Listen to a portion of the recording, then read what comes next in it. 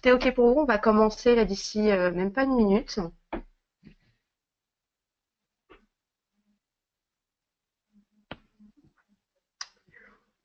OK.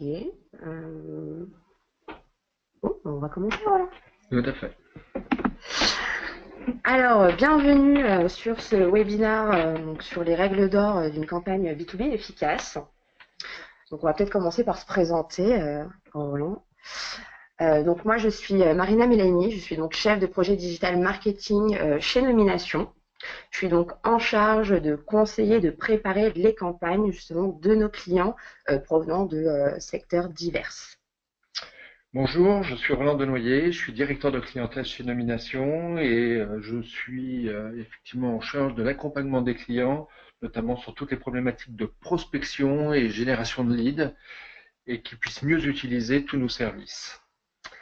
Alors, le programme du webinaire. Donc, nous allons tout d'abord faire appel à des principes importants d'une campagne marketing, puis aborder plusieurs composantes. Donc, on va commencer par le ciblage, donc comment la réussir. Ensuite, comment construire votre message, mais aussi quoi faire pendant l'envoi. Bien sûr, nous allons parler de quelles sont les actions attendues après l'envoi d'un emailing. Et bien sûr, on fera un rappel des bonnes pratiques liées à ce support. Donc, un petit préambule pour effectivement mettre en exergue deux populations, les sceptiques et les accros par rapport aux campagnes d'emailing. Sur la partie sceptique, effectivement, on a une population qui est moins communicante avec l'emailing. Généralement, c'est dû à le peu de résultats qu'elles peuvent avoir, soit en nombre de pistes, soit en génération de leads, soit de rendez-vous. Et elles trouvent que les demandes d'information sont jugées insuffisantes, que leurs messages peuvent être noyés dans la masse. Et là-dessus, elles oublient que l'emailing est un support et un canal pour véhiculer son message. Deuxième population sont les accros à l'emailing, qui réalisent énormément de campagnes, qui ont compris que le one-shot, ça menait à rien et qu'elles avaient pour ça une stratégie qui était bien construite pour impacter et avoir des résultats. Donc de ce fait, elles ont une stratégie structurée sur le moyen ou sur le long terme. Donc une action emailing, petit rappel, soutient le plus souvent une démarche commerciale ou de communication, et c'est très souvent le prétexte à une action directe derrière du commercial, et c'est pour ça qu'on va y revenir sur les actions après l'envoi. Aujourd'hui, une campagne d'emailing répond à plusieurs objectifs qui peuvent être d'ordre informatif, par exemple, si vous avez effectivement une nouvelle offre à mettre en avant dans le cadre de votre prospection, de la fidélisation, de notoriété, si vous avez des vidéos corporate, des business cases ou des trophées à mettre en avant pour développer la visibilité de votre entreprise, de votre marque ou de votre offre. C'est également des invitations. On l'utilise pour des conférences, des salons, des événements. Et derrière, effectivement, c'est de mettre en place des formulaires pour récupérer de la donnée ou télécharger un certain nombre de documents comme des livres blancs. Donc, une campagne d'emailing répond à des objectifs aussi bien d'action que de mise à jour de vos données. Ensuite, alors beaucoup de personnes en fait vont créer leur emailing un petit peu en B2B comme en B2C de la même manière. Or, c'est faux, ça n'a rien à voir. Il y a une vraie différence entre le B2B et le B2C. Le B2C a un côté plutôt design et le B2B plutôt un côté, on va dire, one-to-one. Donc, le B2B, généralement, donc les emails sont plutôt textuels. Il y a généralement beaucoup de personnalisation.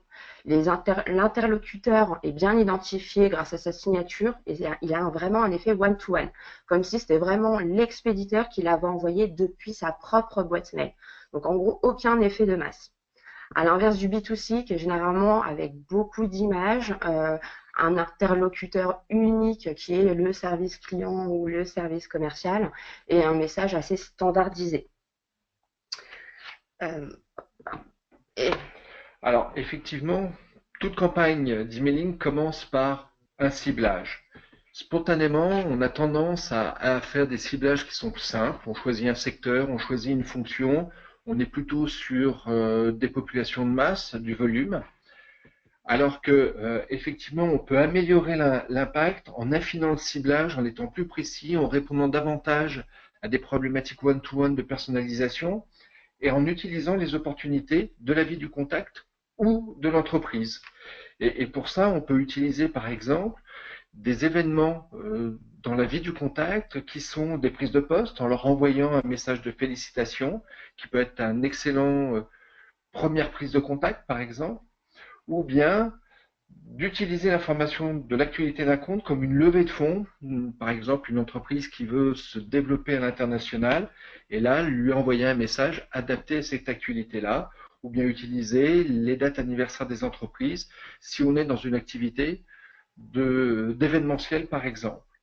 Important, n'oubliez pas quand vous faites des campagnes d'emailing à exclure de votre ciblage des concurrents ou les clients.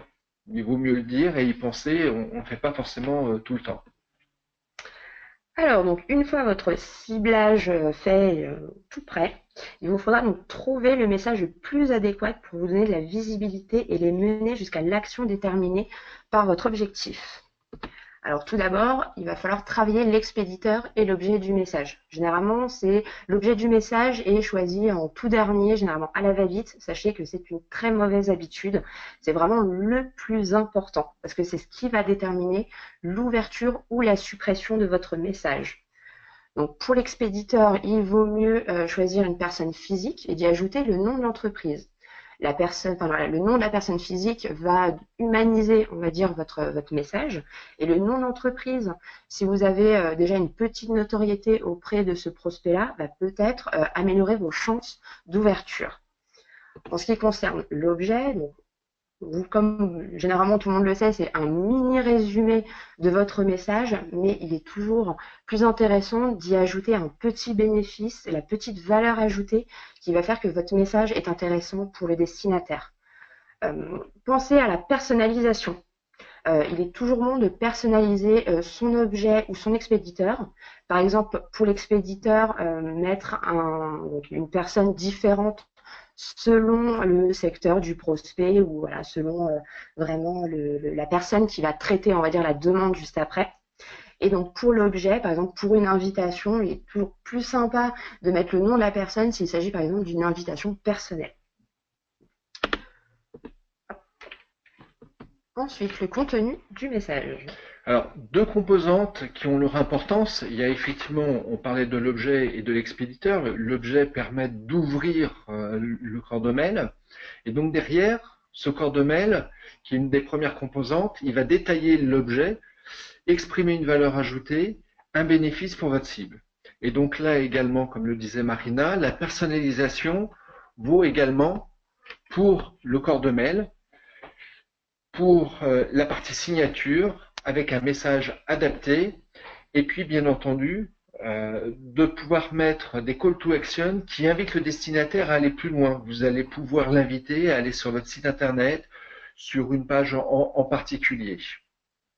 Deuxième composante, c'est plutôt privilégier effectivement une mise en page épurée, puisqu'on est plus dans du B2B et donc plutôt du textuel, et là mettre en avant les call to action qui doivent être visibles, soit illustrés par un bouton à cliquer, un formulaire ou une demande de retour en direct.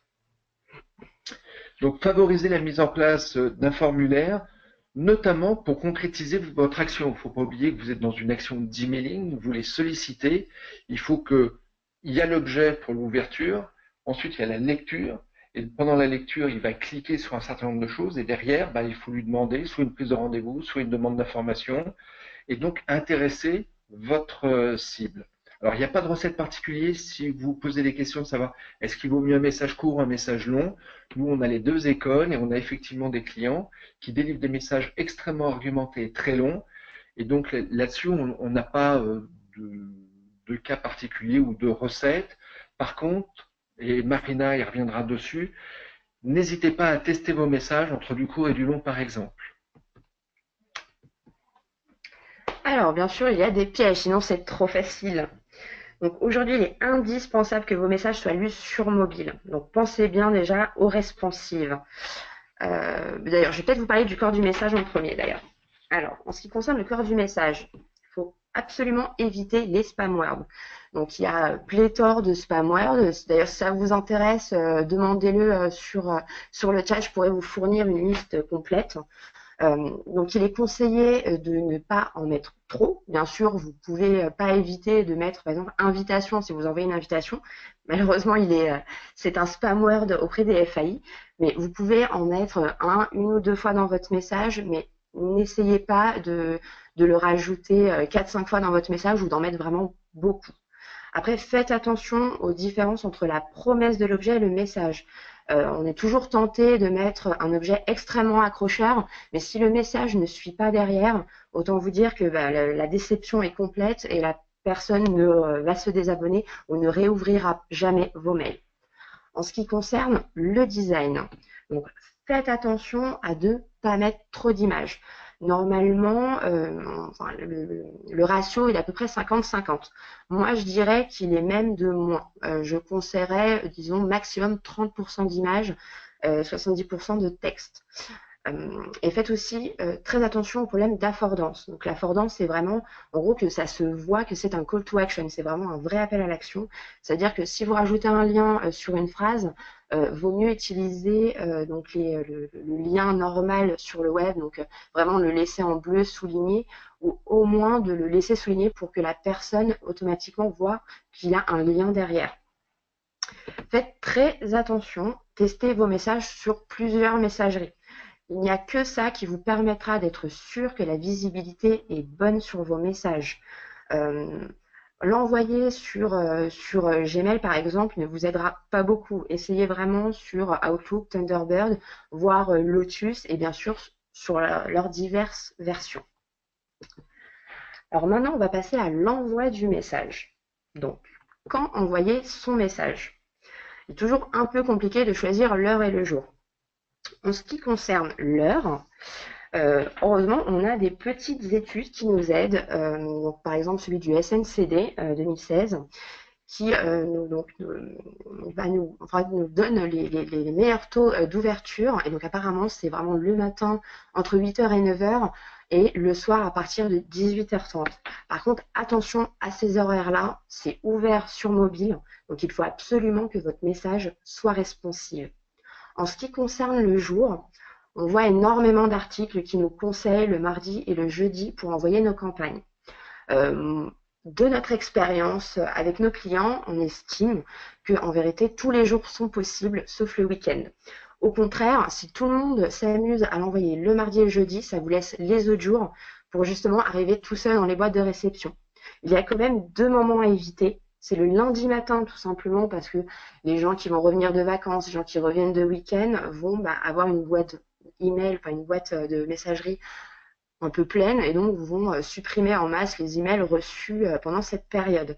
Le vendredi après-midi aussi est à éviter, tout simplement parce que s'il ouvre votre message et le visualise un vendredi après-midi, il y a possibilité qu'il l'oublie pendant le week-end, et autant vous dire que le lundi, il n'y a plus de message. Pensez à l'envoi prédictif. Aujourd'hui, il y a énormément de routeurs qui vont vous proposer cette petite option qui va vous permettre, en gros, de lancer votre campagne, par exemple, le matin à 8h, et en fait, va prendre, selon les habitudes d'ouverture et de clic de vos contacts, estimer que lui, vaudrait mieux lui envoyer à 10h pour que ce soit optimal. Donc, renseignez-vous auprès de votre routeur pour justement voir comment utiliser cette petite option qui est assez sympathique. Ensuite, pendant l'envoi, même pendant l'envoi, il vous faudra encore un petit peu travailler. Vous allez recevoir plusieurs types d'emails, dont des emails d'absence. Donc, ces emails vont être une mine d'informations pour vous, dans le sens où généralement, il y a la signature de la personne. Donc, peut-être des informations que vous n'aviez pas auparavant, sa ligne directe ou par exemple, un autre numéro, son numéro de mobile. Aussi, vous allez recevoir des emails de hard bounce. Donc, les hard bounce, c'est ce qui correspond à des emails invalides. Donc, vous ne réussirez jamais à leur envoyer de messages. Il va vous permettre de mettre à jour votre CRM, voire de déclencher un call pour appeler l'entreprise et lui dire, l'email ne marche plus, la personne a sûrement changé de poste, quitté l'entreprise et donc qui est son remplaçant. Ensuite, vous allez recevoir aussi des emails anti-spam. Par exemple, les mail in black qui sont très connus. Il faut absolument remplir les champs. Ça va vous permettre donc de pouvoir vraiment envoyer le message. Sans ça, vous ne réussirez jamais à lui envoyer un message. Donc ça peut être assez fastidieux au début, mais ne vous inquiétez pas, il suffit de le faire une seule fois par expéditeur et après, vous ne l'aurez plus. Mais restez surtout très attentif au retour. On ne sait jamais si malheureusement il y a une coquille dans votre message. Il n'y a que les retours qui pourront vous le dire. Généralement, les gens, quand ils ne sont pas contents, ils le disent tout de suite. C'est tout bête, par exemple, une erreur de civilité, monsieur à la place de madame. Je vous garantis que la personne va vous le dire. Et donc, à ce moment-là, vous pourrez stopper en toute la campagne ou au moins agir en fonction de ces retours. Merci beaucoup, Marina. Alors, vous avez envoyé votre campagne et on en revient toujours à des fondamentaux. Après une campagne, et ça a été signalé en préambule, une campagne emailing ne se suffit pas à elle-même, elle n'est qu'un support pour véhiculer un message et un prétexte à une action. Et donc, de ce fait, il est fortement conseillé, derrière, pour avoir plus de résultats, de faire des relances. Ces relances, vous pouvez les refaire par email, de ce fait, sur des cibles qui sont les non-ouvreurs, puisqu'ils n'ont pas été touchés, donc là vous pouvez modifier peut-être votre message un petit peu plus tard, d'avoir un autre message un peu plus adapté pour que les ouvreurs deviennent des cliqueurs, donc pareil en adaptant un message particulier, et puis les cliqueurs, alors effectivement il y a deux écoles, soit vous les relancez par mail, mais peut-être que la partie phoning est plus appropriée, puisque des gens qui ont déroulé tout le chemin, qui étaient le plus intéressés, et donc probablement que derrière, il faut pouvoir les relancer par un call. Ne pas oublier donc que c'est vos objectifs de campagne qui étaient soit de la demande de rendez-vous, soit des demandes d'information. Et pour cela, derrière, vous allez avoir des statistiques. Ces statistiques, il faut pouvoir les utiliser. La première des données, c'est la délivrabilité. Cette délivrabilité justifie la qualité de votre base. Par exemple, chez Nomination, quand on fait des envois, au minimum, on a 95% de délivrabilité, ce qui montre bien la qualité de nos informations et des adresses mail que nous avons. Et ça, c'est important derrière pour pouvoir mettre en place des actions pour améliorer la donnée chez vous. Les ouvreurs, ensuite, ça montre bien que votre message a une certaine pertinence puisque l'objet a montré qu'il y avait un intérêt et qu'ils ouvraient.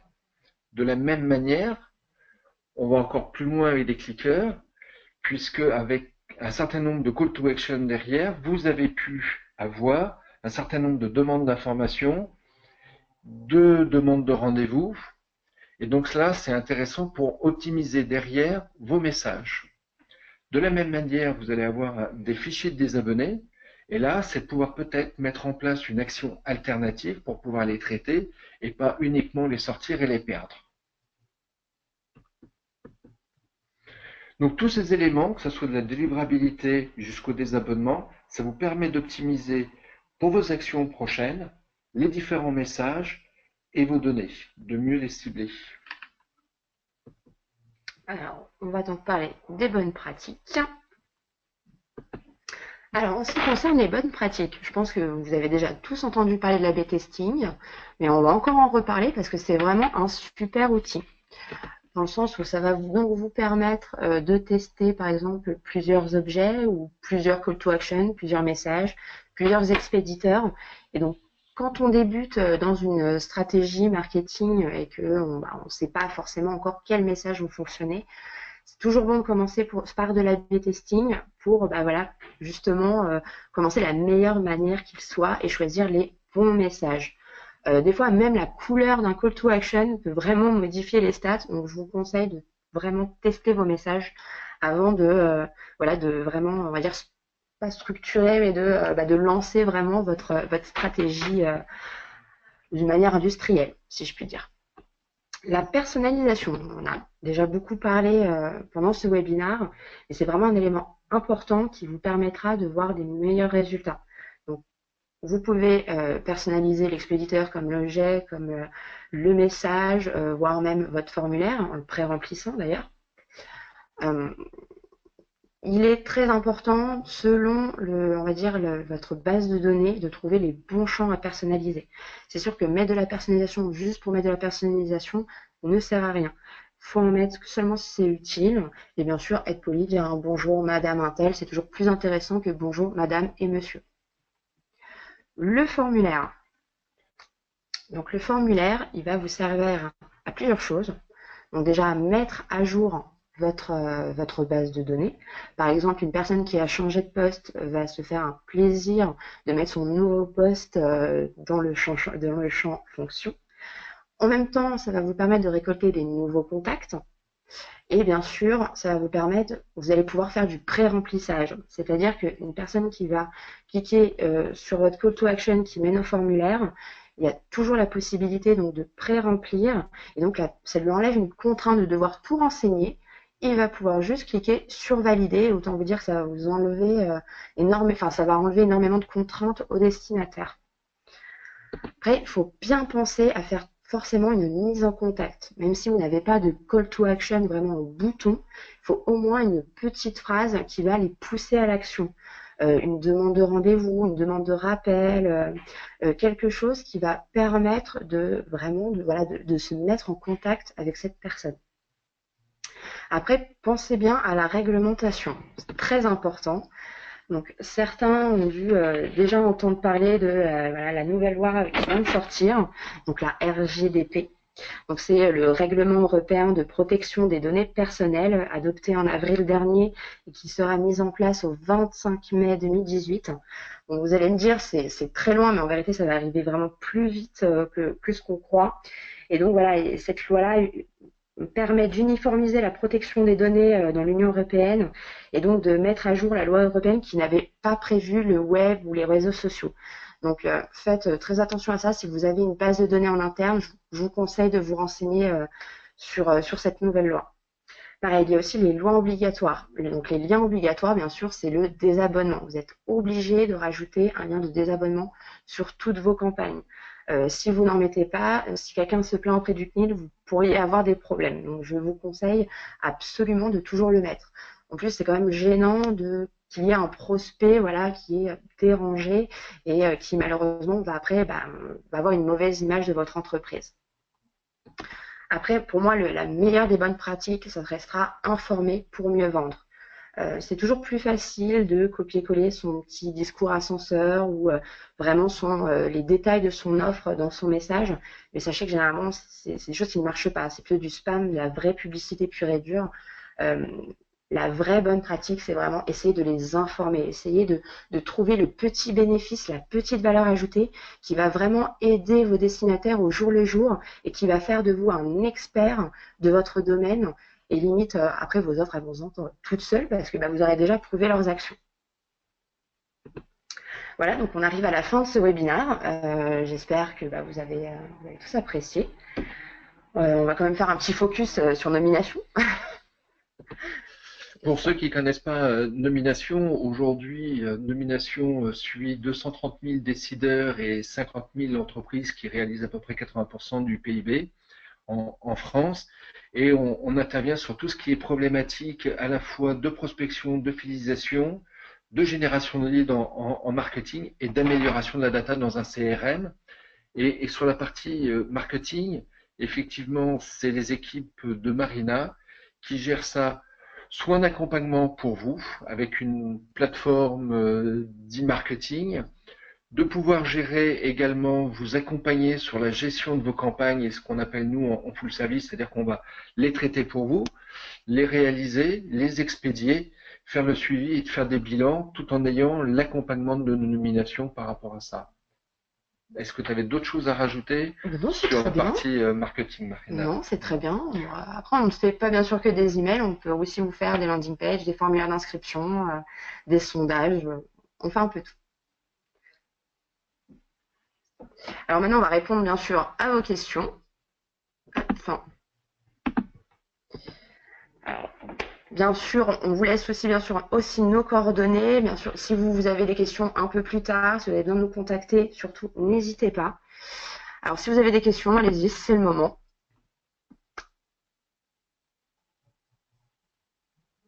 Non, pas de questions? Bah, c'est peut-être qu'on a été très clair alors. Ah, c'est super. Probablement.